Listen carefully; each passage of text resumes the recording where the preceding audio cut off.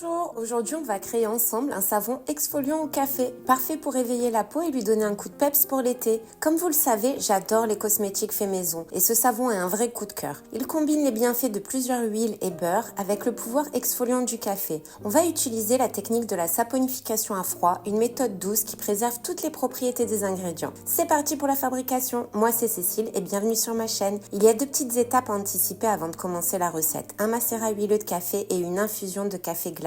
Première étape, la préparation du macérat huileux. Dans 250 g d'huile d'olive, je fais macérer environ 50 g de café moulu pendant 4 heures environ au bain-marie à feu très doux et en remuant de temps en temps. Mais si tu as plus de temps, tu peux aussi laisser le macérat dans un bocal pendant un mois sans le chauffer. L'huile d'olive est reconnue pour ses propriétés hydratantes et adoucissantes. Le café, lui, apporte des antioxydants et contribue à l'effet tonifiant. Une fois bien macéré, je filtre le tout pour ne garder que l'huile. Ce macérat va infuser notre savon de toutes les propriétés du café. Deuxième préparation essentielle, une infusion de café concentré. J'aime bien utiliser le café corsé de chez Nadal que j'affectionne particulièrement. Tu trouveras le lien dans la description. J'ai préparé 290 g d'infusion avec de l'eau distillée pour éviter les impuretés. Et pourquoi congeler le café? La réaction avec la soude monte très vite en température. La basse température permet de contrôler la réaction avec la soude et d'éviter les surchauffes pour garder au maximum les propriétés du café.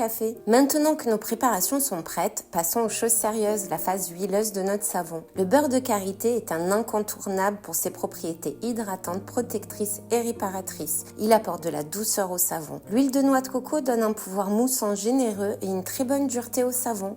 Et le beurre de cacao est très nourrissant, il contribue aussi à avoir un savon assez dur. Je les verse dans un récipient pour le bain-marie. Je fais fondre ces beurres solides à feu très doux. Il est important de ne pas surchauffer les huiles pour préserver leurs bienfaits. Pendant que les beurres fondent, je pèse dans un autre récipient mes huiles liquides que je n'ai pas chauffées. 308 g d'huile d'abricot, elle est douce, émolliente et aide à donner une belle texture au savon. 71 g d'huile de ricin, elle est réputée pour ses propriétés moussantes et pour sa capacité à hydrater la peau. 21 g d'huile d'avocat, très nourrissante, elle est riche en vitamines et aide à la régénération cutanée. Et 150 g de macérat huileux de café, l'huile d'olive infusée au café. Je vais les rassembler dans un autre contenant. Maintenant, la partie la plus délicate, la préparation de la soude. Il est crucial de respecter les règles de sécurité. La soude caustique est un produit corrosif. Il est impératif de porter des gants, des lunettes de protection et des manches longues. Travailler dans une pièce bien ventilée et à l'écart des enfants et animaux domestiques. Dans un récipient résistant à la chaleur, je pèse mes 290 g d'infusion de café glacé. Puis, très délicatement et petit à petit, j'ajoute mes 130 g de soude. Je mélange doucement avec une spatule jusqu'à dissolution complète. Verse toujours la soude dans l'infusion glacée et non l'inverse et n'hésite pas à t'éloigner un peu si des vapeurs se dégagent. Lorsque l'on mélange une infusion de café avec de la soude, l'odeur est particulière et pas très agréable. Mais pas d'inquiétude, l'odeur disparaît lors de la saponification et laisse place à l'odeur agréable du café. Une fois les beurres fondus, je les retire du bain-marie et j'ajoute mes huiles liquides. Le fait d'ajouter des huiles froides va aider à faire redescendre la température du mélange, ce qui est idéal pour la saponification à froid. Quand la soude est bien dissoute et que les températures des deux phases sont proches, idéalement entre 30 et 35 degrés, je verse doucement la solution de soude dans mon mélange d'huile.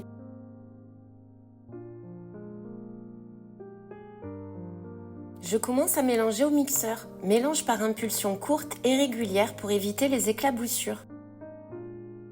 Au fur et à mesure que tu mixes, le mélange va s'épaissir. On cherche ce qu'on appelle la trace. C'est le moment où le savon commence à prendre une consistance légèrement plus épaisse. Quand tu soulèves le mixeur, le mélange doit laisser une trace à la surface avant de couler. La trace est essentielle, c'est le signe que la saponification est bien amorcée et que ton savon tiendra sa forme. Si comme moi tu aimes un peu de fragrance, c'est le moment d'ajouter ton huile parfumée. J'utilise environ 0,5% de la masse totale du savon, soit 7 g pour cette recette. Cela apporte une touche olfactive très agréable. Allez, je vais m'amuser un peu pour le design. Je vais éclaircir une petite partie avec de l'empâtage blanc de chez Aromazone. Pour bien le diluer, je verse d'abord une toute petite quantité de pâte et je mélange bien avant de verser le reste.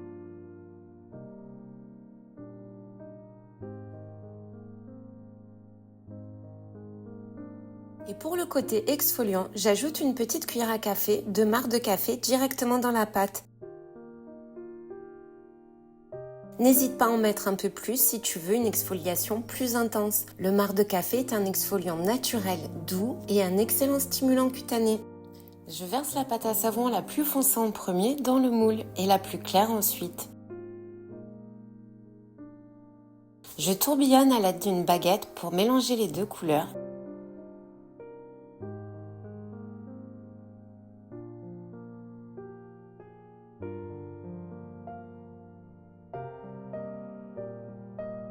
Et je tape le moule sur la table pour chasser les bulles d'air. Au dernier moment, j'ai décidé d'éclaircir un peu plus le reste de la pâte. Bon, ça n'a finalement pas changé grand-chose au résultat final. Un savon fait maison ou saponification à froid doit être en cure pendant au minimum 4 à 6 semaines dans un endroit sec et aéré. C'est pendant cette période que l'eau s'évapore complètement et que le processus de saponification va se terminer, rendant le savon doux, durable et parfait pour la peau. Ne sois pas tenté de l'utiliser avant, une bonne cure garantit la qualité et la longévité de ton savon. Le savon, avant de pouvoir se démouler, va devoir se reposer pendant au moins 24 à 48 heures.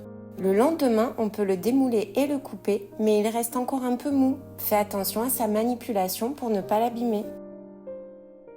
Tu vas peut-être remarquer, si tu fais cette recette, qu'à la découpe, le savon au café est clair, puis il va foncer en quelques minutes avant de s'éclaircir de nouveau pendant la cure. C'est tout à fait normal. L'assombrissement rapide vient de l'oxydation du café à l'air libre, un peu comme une pomme qui brunit. Ensuite, pendant la cure, le savon perd son eau et sèche, ce qui a pour effet de l'éclaircir progressivement. C'est la magie naturelle de la saponification. Si cette vidéo t'a plu, n'oublie pas de liker et t'abonner à la chaîne pour ne manquer aucune de mes prochaines recettes. Je te dis à très bientôt pour de nouvelles expériences.